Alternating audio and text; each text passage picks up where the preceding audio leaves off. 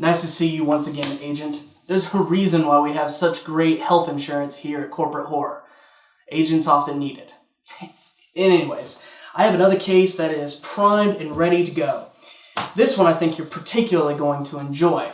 It also includes an audio log that I think is going to be essential for your research, but always be careful. Safety is the #1 priority here at Corporate Horror. That and integrity. Anyways, Agent, I'm going to leave it right here on my desk. It'll be there for you at your viewing pleasure.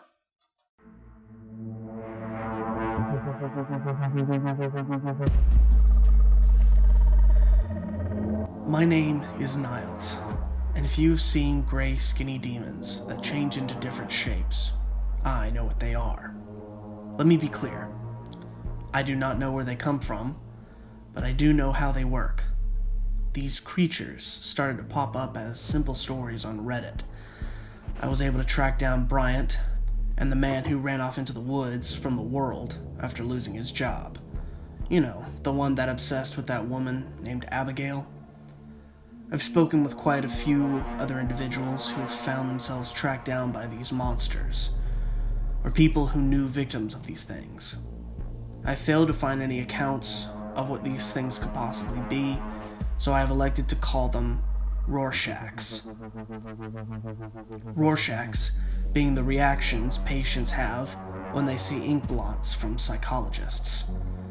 A pretentious name, I know, but the fact of the matter is, when I tell you what they're all about, it'll make sense. From everything that I have learned, these monsters change into something that reflects the sins of whomever they seem to be targeting. The bodyguard who had a substance problem, Bryant, they changed into something diseased and bloated, almost plague-ridden.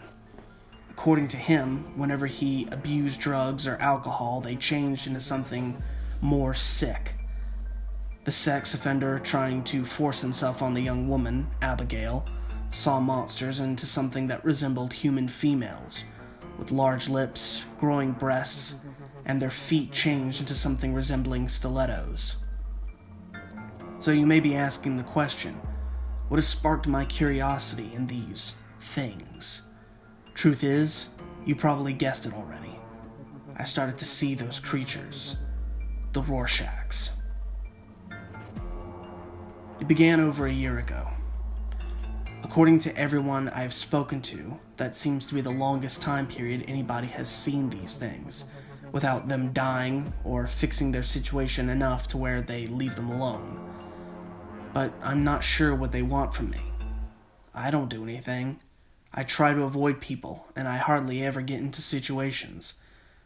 It wasn't until yesterday that they finally changed. I began to walk from the grocery store to grab some Cokes and ramen noodles. I noticed a homeless man sitting on the corner of the street. I had seen him before, but he had left and come back several times. I thought that he had gotten his life together, but he was back and was begging for change yet again. I stood there, waiting for the crossing signal to change. The homeless man wouldn't stop trying to get my attention. I turned away from him and waited for him to just wear himself out asking me for money.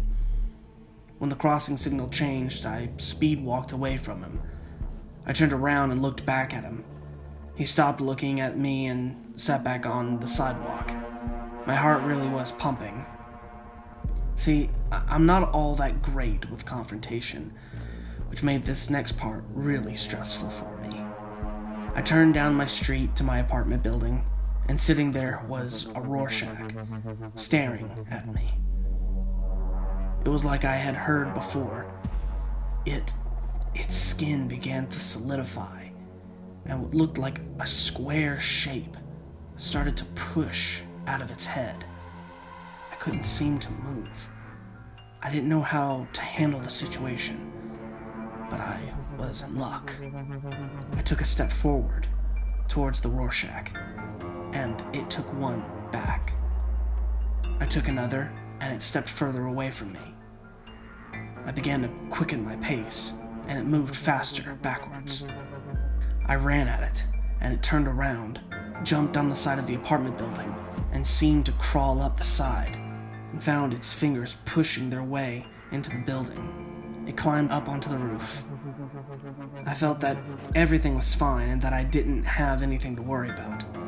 I used my fob to open the apartment door and turned to make sure everything was safe. I wish I had just ran into the building and up into my apartment.